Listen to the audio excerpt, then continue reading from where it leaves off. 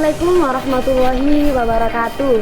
Perkenalkan, nama saya Siti Nur Afidah dengan nomor NIM 126311202030. Di sini saya akan memenuhi tugas ujian akhir semester mata kuliah pesantren studis dengan dosen pembimbing Dr. Zulfa Ismawati MPD. Saya dari program studi manajemen dakwah Fakultas Usuluddin Adab dan Dakwah Universitas Islam Negeri Sayyid Ali Rahmatullah Tulung Agung. Nah, di sini saya sedikit ingin mengenalkan tentang konteks modern Darul Hikmah. Di sini saya akan mengenalkan tentang bagaimana kegiatan sehari-harinya, bagaimana metode pembelajarannya, ataupun bagaimana sih di dalam pondok pesantren modern Darul Hikmah ini sendiri. Dan dilanjut dengan wawancara dari ibunya Idila selaku pengasuh pondok pesantren Darul Hikmah modern ini. Nah, dengan ini semoga dengan adanya sedikit video saya ini bisa menambah semangat untuk orang-orang yang akan memondokkan ataupun ingin mondok di pondok pesantren, dan juga untuk kita semua supaya lebih semangat lagi menuntut ilmu. Selamat datang di Pondok Modern Darul Hikmah, Gedung Waru, Tawangsari, Tulung Agung, Jawa Timur. Pondok pesantren Darul Hikmah ini didirikan oleh Kiai Haji Masudi Ridwan, Sarjana Hukum, Magister Hukum. Pondok Modern Darul Hikmah Pusat ini memiliki 3 kampus pusat. Yang pertama yakni kampus pertama untuk laki-laki, yang kedua untuk pondok putri, dan yang ketiga yakni untuk pondok putra tahfidz. Singkat berdirinya Pondok Modern Darul Hikmah ini berawal dari sebuah musola kecil yang biasa disebut dengan langgar atau musola, yang didirikan oleh Kiai Haji Ridwan Musban pada tahun 1930. Kiai Haji Ridwan ini berwasiat kepada putra-putranya bahwa tanah yang terdapat ini harus dimanfaatkan untuk kepentingan umat muslim. Karena wasiatnya tersebut, maka Kiai Haji Ridwan ini mendirikan sebuah pondok pesantren yang dikenal dengan pesantren Darul Hikmah ini. Pesantren Darul Hikmah ini memiliki pancajiwa. Pancajiwa yang pertama yakni keikhlasan, yang kedua kesederhanaan, yang ketiga berdikari, yang keempat ukhuwah Islamiyah, dan yang kelima kebebasan. Dan juga mempunyai moto seperti berbudi tinggi, berbadan sehat, berpengetahuan luas, dan berpikiran bebas. Atau juga memiliki pancajangka, yang yakni pendidikan dan pengajaran kaderisasi pergedungan khizanah atau usaha di luar pondok.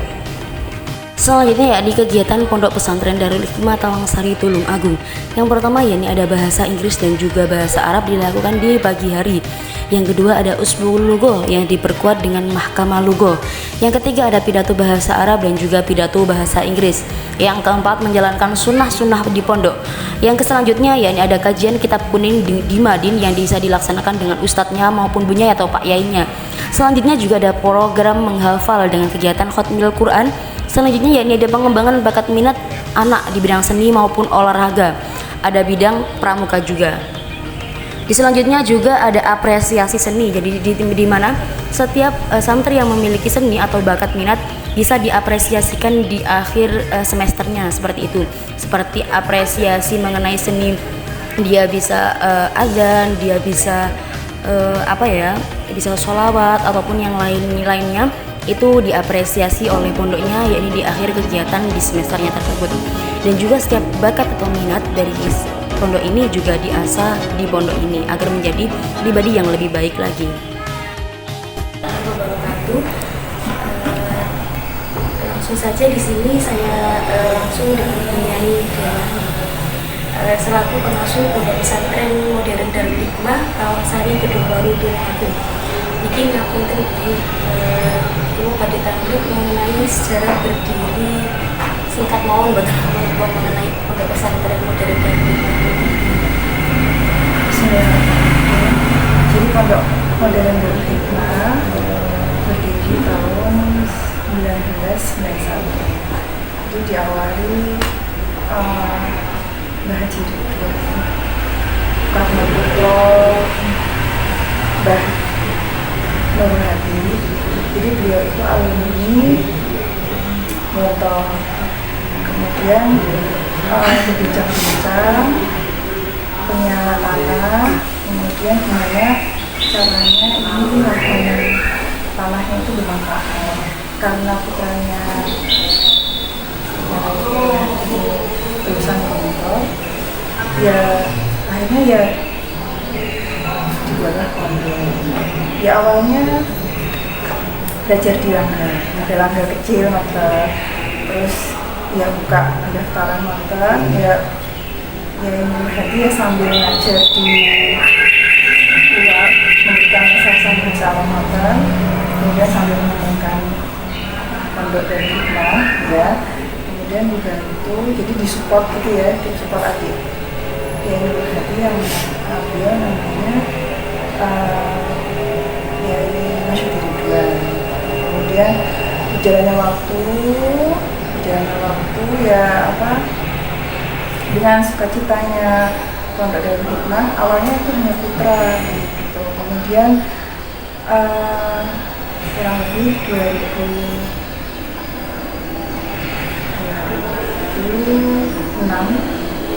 itu kemudian ada pondok putri. Kemudian dengan program yang ada di pondok itu Kuliatul Muallimin Al-Islamiyah. Jadi kiblatnya pondok Gontor ya. Jadi diharapkan kalau Kuliatul Muallimin Al-Islamiyah itu diharapkan siswanya itu sudah siap untuk mengajar sebetulnya gitu. Untuk mungkin zaman dulu ya, enggak. Kalau sekarang mungkin perlu harus sarjana kalau ngajar, tapi di Darul Hikmah itu sudah ada jadi belajar ngajar itu sudah ada. Untuk kelulusan jadi ada ujian mengajar itu sudah, jadi ada seandainya mengajar itu sudah siap. Jadi kalau program unggulannya ya KMI, program KMI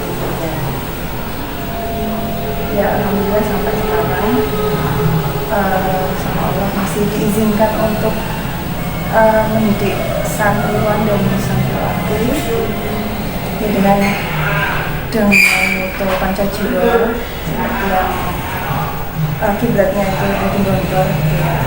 Jadi bagaimana berkarya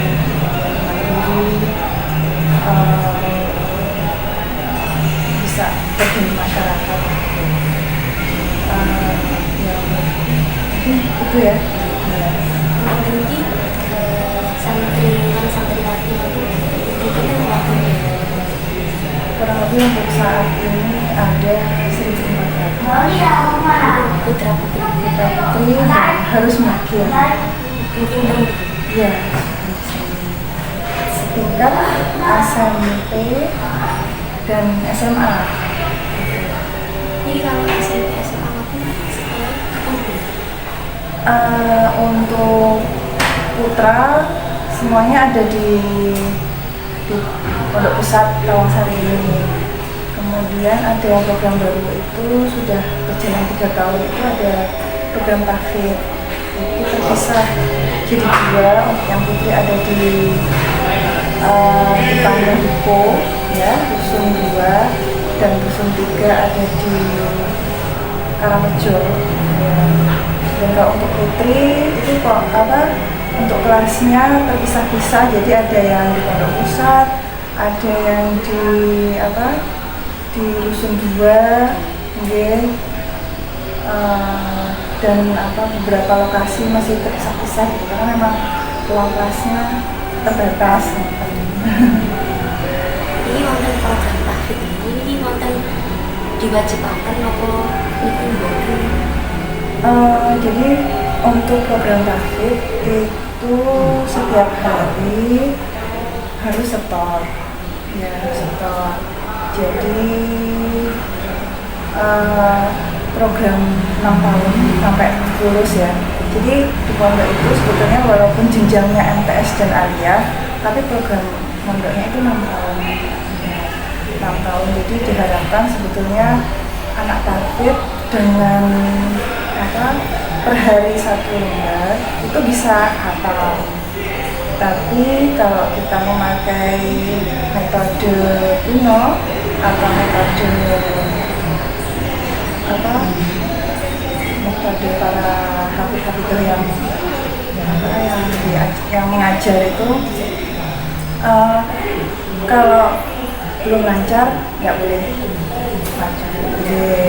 Jadi supaya hafalnya itu lebih dipentingkan, hafalnya itu nempel daripada pokok hafal. Selama ini ya seperti itu. Terus ini kegiatan santri izin sampai malam yang sih. Kalau dari pagi sampai malam itu jadi jadwalnya itu sebelum subuh ada yang lain, kemudian sholat subuh, qiraatul Quran, kemudian nanti ada dibantu PPN itu seperti OSIS kalau di sekolah gitu ya Mbak ya, itu dibantu mungkin ada yang memperdalam bahasa, jadi dikasih tambah kosakata, mungkin nanti bagian taklim ada pendalaman ilmu, kemudian nanti persiapan sekolah, bisa mandi, bisa ganti baju, nanti kemudian bel itu jam 7:20, jadi kayak kumpul pagi itu jadi muhadasah kalau bahasa Arabnya, kalau bahasa Inggrisnya conversation, berbincang-bincang bahasa kemudian nanti doa sebelum masuk kelas, kemudian jam 7:10 masuk kelas, sekolah sampai jam 1:10.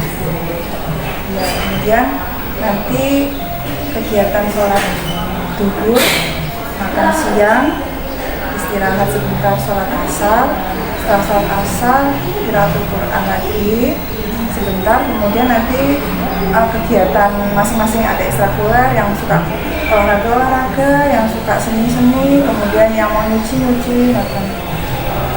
jadi ada yang hadroh, ada mungkin ya pokoknya kegiatan ekstra nanti di beberapa hari tertentu, jadi seminggu 2 kali ada pelajaran baca kitab kuning, itu jam 4 sampai jam 5.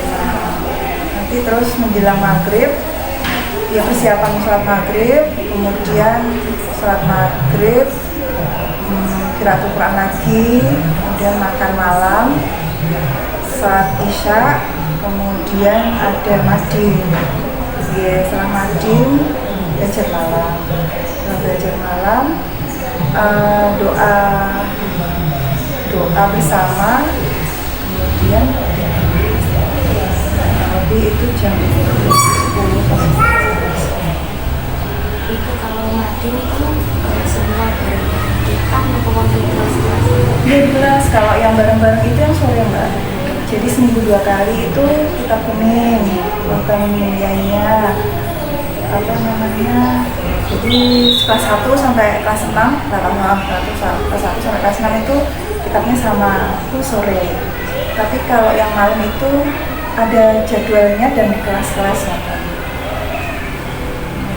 Kalau ini kelas qiraatul Quran itu di kelas-kelas lagi. Dibagi, jadi yang lancar, yang masih nggak lancar, kemudian cukup lancar dan lancar, dibagi jadi tiga kelompok. Yang biasanya itu di awal tahun ajaran baru itu dites sama usahanya, jadi mungkin kelihatannya bisa ngaji, ternyata makhraj hurufnya belum tepat, terus akhirnya mungkin dibayar dulu ya, terus kemudian ada yang cukup lancar itu ya kadang salah, kadang lancar, tapi ada yang mahir gitu loh Mbak. Kalau yang mahir itu kadang ya diminta tolong usaha yang bagus, kalau dibagi kelompok-kelompok itu waktunya. Jadi kalau yang sorokan, yang di Semak itu bareng sama usaha ya, jadi ngaji sendiri sama ngaji di Semak kan bentang dia harapannya ya biar ada yang betulkan. Dan itu cuma pada maghrib. Ini kita sebab tulisan itu semadin. Iya. Ini wonten acara setiap ngos-ngos dibedakan putri sendiri, putra sendiri.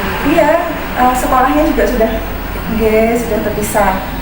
Insya Allah untuk seluruh kegiatan itu sudah terpisah. Jadi ya apa namanya, nggak ada kegiatan yang bercampur putra dan putri. Insya Allah sudah nggak ada. Benteng-benteng meskipun acara besar Nggih. Meskipun acara besar itu terpisah. Nggih. Niki memiliki konten ujian semester. Ada ya, karena masih ada sekolah MTS dan Alia, jadi ada ujian semester juga sama, dan liburannya itu ada di liburan semester dan liburan Idul Fitri. Niki apa program ekstrakurikuler niku semua wajib ikut apa tergantung minat niki? Untuk ekstrakurikuler yang wajib itu pramuka.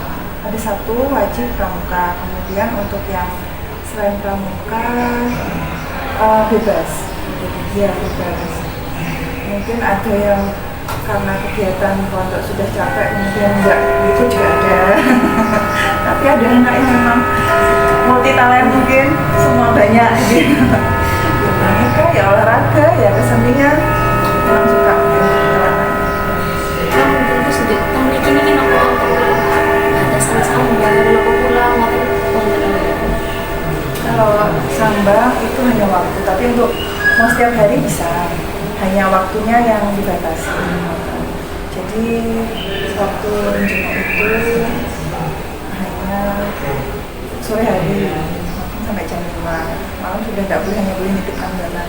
Kalau untuk pulang itu yang boleh pulang apabila sakit, kemudian apabila ada saudara meninggal.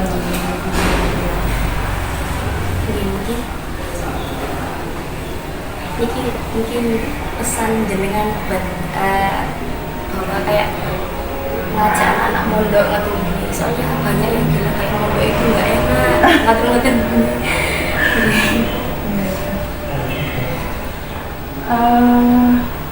kalau saya itu saat yang paling menyenangkan itu ya saat kuliah di pondok. iya lulus Oke, belajar main, seneng, nangis ya di pondok. Ya walaupun pada saat di pondok itu ya mungkin rasanya kayak banyak sedihnya ya, tapi ya setelah jadi tua ya menyenangkan di pondok. Ya insya Allah mungkin ada barokahnya ya mungkin. Kemudian dengan pondok orang tua mungkin juga lebih banyak doakan putranya juga alam ya. Insya Allah ya dunia sudah baik. Insya Allah kalau mondok ya lebih nyaman untuk kedua orang tua, dan untuk penabur ilmu juga tenang yang akan mondok.